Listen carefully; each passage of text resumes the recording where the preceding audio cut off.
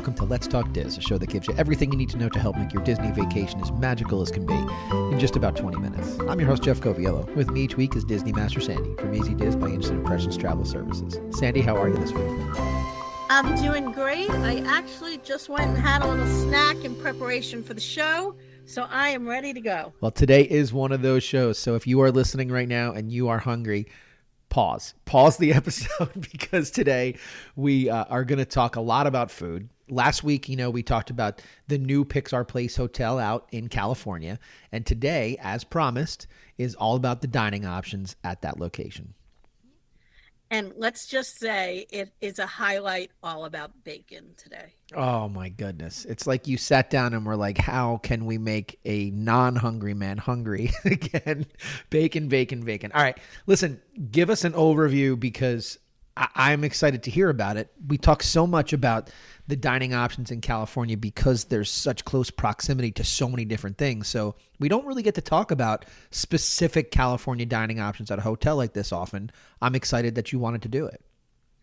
I did because I will be honest, it wasn't going to be a whole episode. I went to the very first sit-down meal there and oh my God, the food was incredible. So we made it an episode. They've got 3 food options. One is a sit down where they claim to be an all-day brunch. One is kind of a little coffee shop that we'll talk about. The coffee shop is a real big thing out in Disneyland. We don't see that in Walt Disney World. And the last one is going to be a unique twist on a quick service that is not quite open yet, but will be shortly. And I think one of the reasons, as you said, that Disneyland is so different, we've talked before, not only is it plopped in the middle of the city, so you can walk to McDonald's, walk to Panera, walk to Denny's all in, 6 or 8 minutes, but out there, it's still downtown Disney. It is not Disney Springs. And the downtown Disney restaurants, you can order online and have it delivered to the resort. Wow. Okay. So it is why there are more limited dining options in the resort itself. I think it may also have been part of Disney's plan. Again, when you think about Walt Disney World and that big Disney bubble that we always talk about and the luxury of space, compare it to Disneyland, where space is a premium. And they don't have as many resort guests, and they have lots of options outside of the resort. Square footage is a premium, and I think they have just enough to make it work, but they don't go over the top. Okay, so let's start with the sit-down restaurant then, because I think it's important that we give folks this breakdown. I'm already intrigued by the all-day brunch. I'm not going to lie to you; it already has me intrigued. So talk to me about the sit-down. It's called Great Maple. And again, we've talked in other episodes that not all Disney restaurants are Disney owned. Great Maple is not owned by Disney. That doesn't take away from it being in the resort or your ability to room charge. It's just an outside operator. And I think we may see a lot more of Great Maple in the future because this is their 4th location. They are all in California. But again, when I tell you about this menu, they're a hit. So I see them really expanding. Keep your eye out for more places. They are open 8 a.m. to 2 p.m. Then they take a little break, and then they're open 5 to 9 for dinner. And notice again that 9 p.m. closing. So don't count on fireworks and coming back to eat. That's not going to happen. Right. Again, that's walk through downtown Disney and grab some food there if you're coming out late, because short of picking up prepackaged cookies or candy in Story, a little spin on Wally, all of the dining is going to be closed after fireworks or World of Color. But let's get back to Great Maple. And one of the things that they're really known for is their coffee. It's called a brew bear because it is served in a glass teddy bear mug. Okay. And that bear is a take-home souvenir. Cool. Handcrafted hot and cold brews, salted caramel, cinnamon toast, Mexican mocha, They are just incredible and super popular. Probably every other table had one while I was there. And it didn't matter if it was breakfast or dinner time. I saw plenty of those bears coming out. Well, and as not a coffee person, I can tell you everything you just described there has me very interested because I am a coffee person, cold brew, hot coffee, everything. So that sounds like a really cool item. I would definitely order that. Doesn't matter what time of day. I think that's part of the key behind this place. Their menu isn't huge. I won't say that everything on the menu jumped out at me like, oh, I've got to try that. However, sitting in the restaurant for 5 minutes, I'm always one of those people that's kind of stalking the tray as they deliver to the tables around me. I'm a very visual eater. Yeah. And even things I wasn't sure that I really wanted to try, as I watched it come past, I could have sat there for hours and had one of everything. I will say I did for breakfast take one for the team. They wanted to know who else was joining me because I wanted to make sure that I tried a lot of options, because part of their thing is also a combination of not only unique presentation, but kind of a twist on some popular items. So one of the breakfast items I had was called pancake pops, and they refer to it as their take of pigs in a blanket. Okay. So picture a corn dog. Right. So that's your visual. Right. But the inside is a sausage link. Okay. And the wrap on it is a sweet pancake. Huh. Not only does the best, I would love to have had the sweet pancakes on their own. They were phenomenal. But then it comes with dipping sauce of maple syrup, salted caramel, and of course, how could you have that without whipped cream? Of course. So pancake pops, 10 out of 10. Yeah, it sounds great. French toast logs. It's a thick brioche bread, warm maple syrup, fresh berries. Again, really thick logs, and they make it into like a little log cabin. So phenomenal presentation, great option. Well, and I think based on what you're saying here, between the mug for the coffee and everything else you just said, like we're getting, even though it's not Disney owned, as you said, we're getting a significant theme here to the entire thing, which is storytelling, and that's quintessential Disney. Most definitely. And that uniqueness.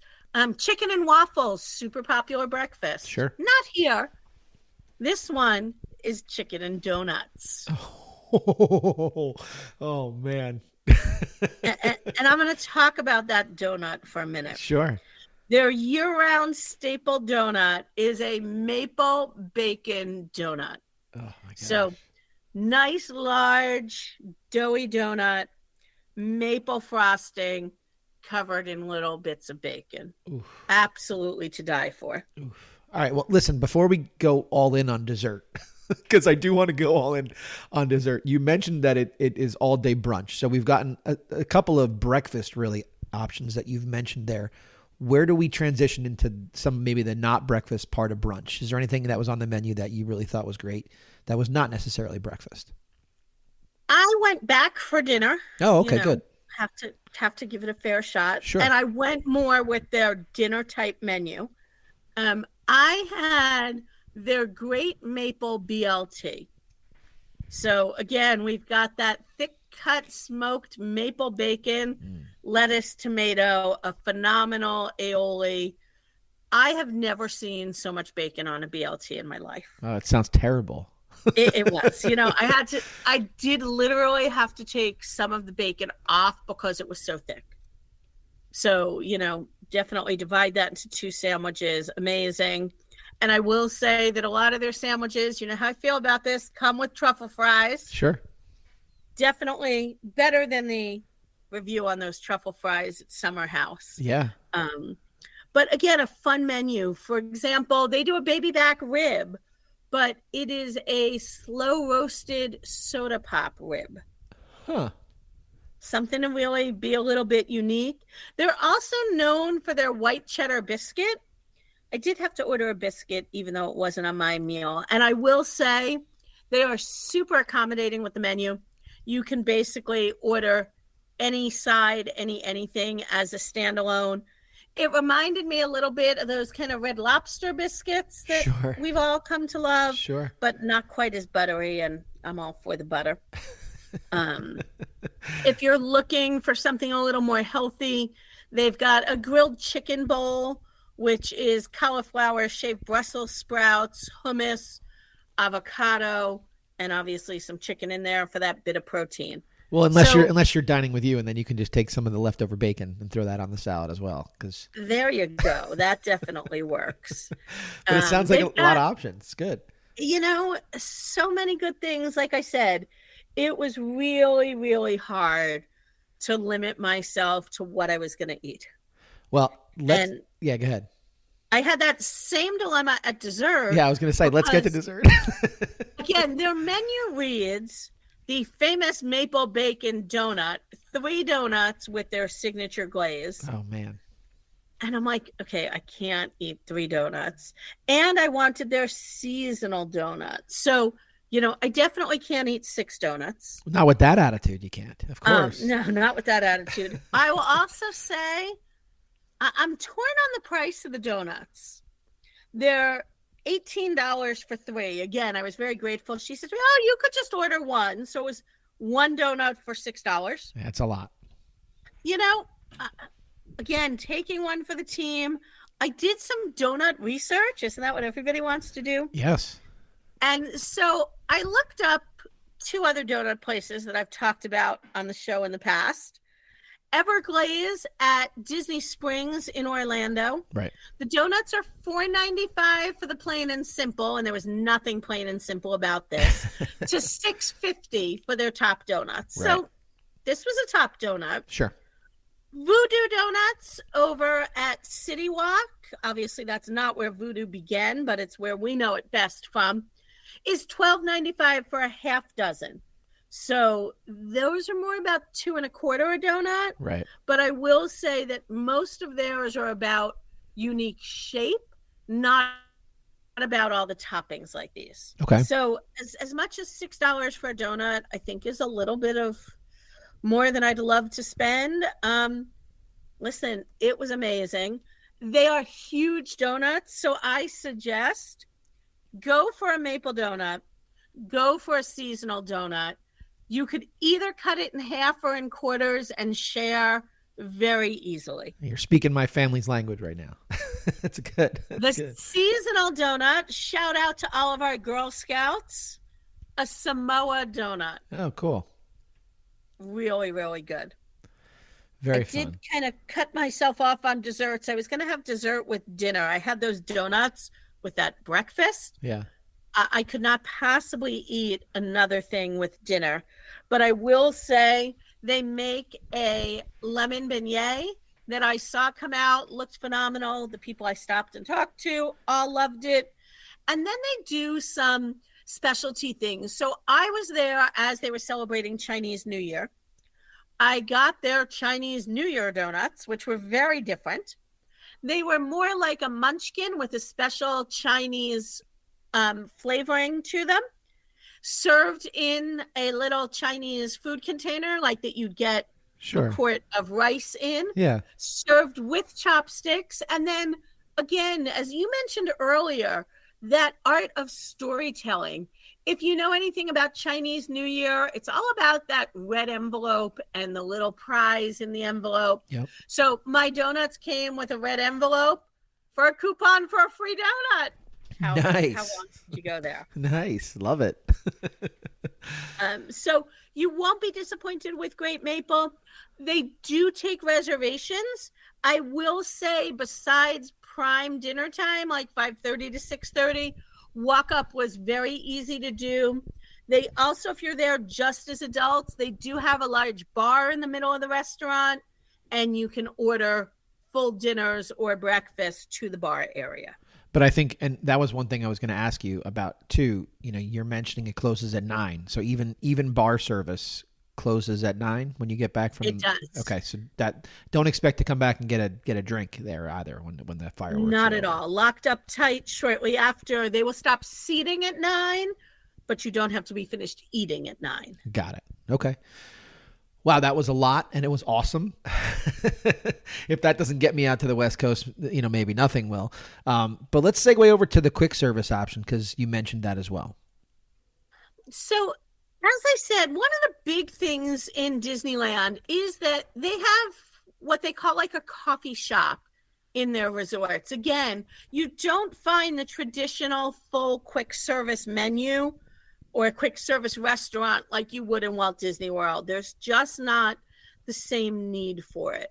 So the Sketchpad Cafe, very cutely named, Sure, is their coffee shop. It does all kinds of regular coffee, flavored coffees, and espresso. At the moment, it is only open 6 a.m. to 11 a.m., but when you look on their website, it does say breakfast, lunch, and dinner. I'm really not sure if they're expanding the hours or some of the to-go options you could save for later, throw upstairs in your refrigerator in your hotel room. right. So a little bit of different opportunity. A great quick breakfast, and honestly, very reasonably priced. Avocado toast for $8, egg fritter for $8. I had the brownie. I was choosing between this phenomenal looking brownie and a croissant. And she said to me, "You definitely want the brownie and you want to let me warm it for you." This nice big round brownie with chocolate chips on top. And then once it's warmed, they streusel caramel sauce on the top. Yeah. Definitely a to die for item. So not a rookie cast member, not a rookie consumer. Not either. A rookie cast member, not your average rookie breakfast. If you prefer, they have really cute jars with overnight oats or fruit cup, but let's be honest, this is vacation. Sure. Go for the caramel brownie. The croissants were great. They have banana bread. Again, they encourage you to get that warmed up. And then they have a couple of kind of to-go items like pizza bagels. Oh. And I'm like, it's 9 o'clock in the morning. So I do think we'll see them expand. If not, it's a great area after checkout because my flight wasn't until much later in the day. It is an open area. I was able to sit in there and work. They also have a TV running with kids programs and little chairs in front of it. So it's a good spot if you need to escape for a little bit when they're not actually open serving food, just to find a quiet and easy spot to sit in the lobby. All right. So that's Sketchpad. And then there was more of a traditional quick service as we've known through Walt Disney World that you have there as well. I wouldn't quite go that far because, again, nothing has the size and scope of the Walt Disney World quick services. Right. If you're picturing a value or a moderate resort at Walt Disney World in your head and seeing that quick service, their quick services here are about 10 to 15% of the size. Okay. Quick Bites is their newest one. It actually is not quite open yet. It'll be opening shortly. And again, one of the big differences is this one is poolside. So right. Certainly nothing stops you from going out to the pool, and the pool is very easily accessible from the main building. The resort itself is kind of built into the side of the roadway, and the way that they've got the parking deck with the pool on top. My room was on deck 3, which is actually the outdoor pool level. Quick Bites is everything from salads, sandwiches, nachos, chicken fingers, and just potato chips and drinks. Some of it is a little on the more expensive side, but again, this is California, so it's what price point we're used to. Even if you're from the Northeast like Jeff and I, just going to Panera there, you see the prices at a Panera and a McDonald's even more. So Quick Bites, most of the things run from $11 to $24. They also had some great vegan and gluten-free options. So this one is really going to kind of tie it all together once it's open. Well, we told everybody that they should not have listened when they were hungry. So we're coming to the end of the program. You gave us a ton of information about the dining here, which was awesome. Anything else you want to share tonight before we say goodbye? definitely give it a try again. So many great things on the menu. And I think in Disneyland, because of the close proximity of everything, I find that I eat in my resort substantially less than I do in Walt Disney World. But these are some great new options, so be sure to check them out. Well, I appreciate you taking the flight out there, experiencing everything this resort had to offer, sharing it between two shows. Have a great week. You as well. And that's a wrap this week on Let's Talk Diz. If anyone you know could benefit from this or any show, please share on your Facebook and Instagram for other Disney fans to enjoy. And don't forget to reach out to the folks at Easy Diz by Instant Impressions Travel Services for any Disney destination planning. Make it a great week. And as always, keep making memories.